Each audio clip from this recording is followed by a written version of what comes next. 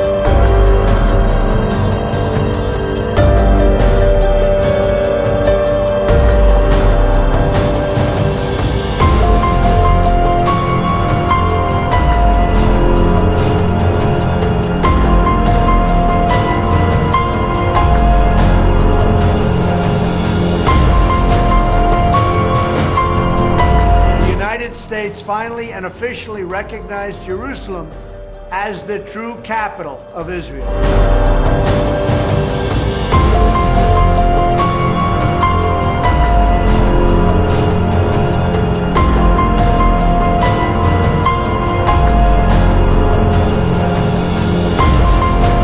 What a glorious day.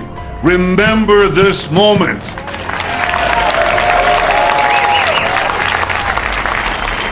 This is history.